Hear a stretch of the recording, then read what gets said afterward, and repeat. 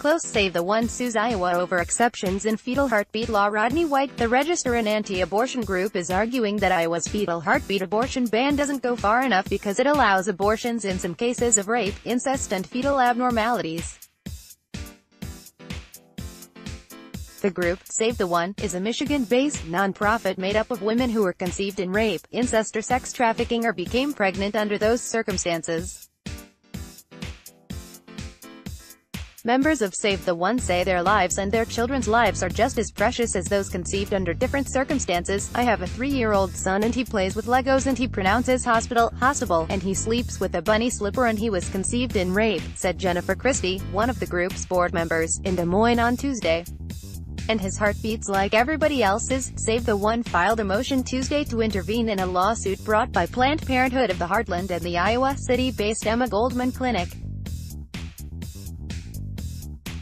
Those groups argue the law would violate Iowa women's rights to due process, their rights to liberty, safety, and happiness, and their rights to equal protection under Iowa's Constitution by denying them the opportunity to have a legal abortion.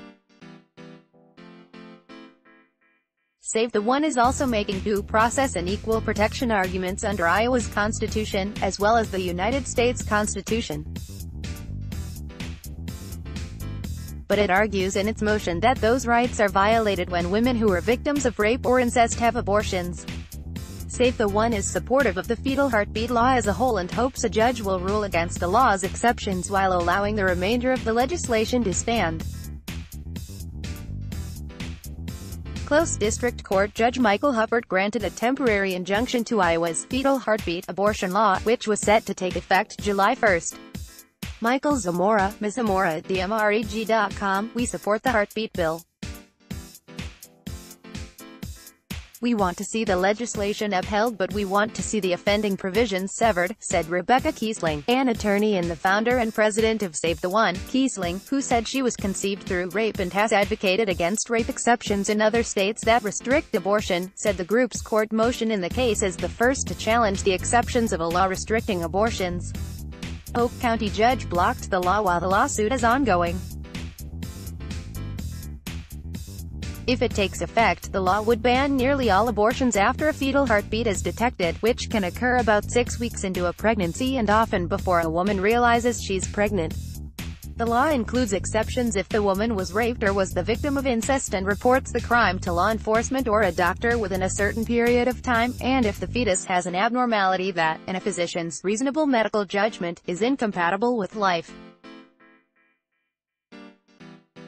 By photo Eric Borseth, left, and Altoona attorney representing Save the One, Jennifer Christie, center, speaker and board member of Save the One, mother from rape, and Rebecca Kiesling, right, founder and president of Save the One, conceived in rape, during a press conference at the Iowa State's House, Tuesday, June 19, 2018.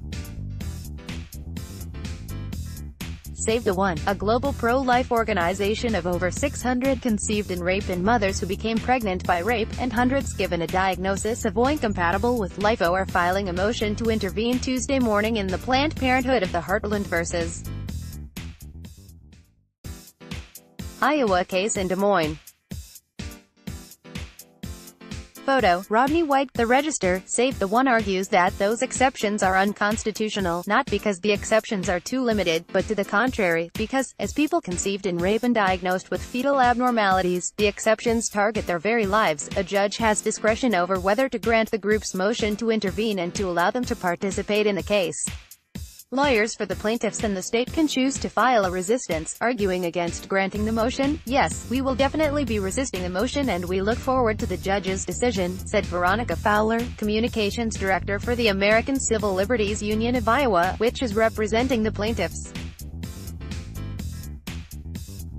Martin Cannon, senior counsel at the Thomas More Society, which is representing the state, said Tuesday that had just seen the motion to intervene and couldn't comment on it in detail. He said he and his team are considering our options about whether to file a resistance. By photo Iowa Gov. Kim Reynolds signs into law SF 359, the fetal heartbeat bill, from her office at the Iowa Capitol building in Des Moines on Friday, May 4, 2018. Photo, Brian Polgrave. The Register. We will defend the existing bill, and when other people want to chime in on it, that may be their right, but we'll just deal with it as it comes, he said. Brenna Smith, a spokeswoman for Governor Kim Reynolds, said in an email that the governor's office hasn't reviewed the filings and will be conferring with counsel. Save the One says it should be allowed to intervene in the lawsuit since Planned Parenthood will not argue for its interests. The group's motion states that Iowa's law does not define the terms rape, incest, fetal abnormality or incompatible with life and that the exceptions were a political, rather than a medical, necessity. The language was added to appease House Republicans who said they would not approve the bill without language that excludes these children from protection. Save the One argued in a brief supporting its motion. Point 1 of 102 of 103 of 104 of 105 of 106 of 107 of 108 of 109 of 10 of 10 autoplay show thumbnails show captions last slide next slide. A version of the fetal heartbeat law passed the Iowa Senate in February without exceptions, but the final bill, which Reynolds signed on May 4, included exceptions added by House Republicans. The Iowa Senate then voted to approve it in a late-night session. State Senator Rick Bertrand, our Sioux City, calls himself a no-exceptions guy when it comes to abortion. He voted for the Senate bill without exceptions and the final version that included exceptions and said Save the One's motion signals to legislatures in other states that there is a constituency willing to fight for abortion bans without exceptions. It gives signals to other state legislatures, especially other Republican legislatures, that there are groups that are willing to step in when you have this language in there, he said. Bertrand said he is not familiar with Save the One, but is supportive of groups challenging abortion in the courts if they believe they have standing to do so. He and other Republicans say they hope Iowa's law will reach the U.S. Supreme Court and provide a means for it to overturn Roe v. Wade, the 1973 decision that found women have a constitutional right to an abortion.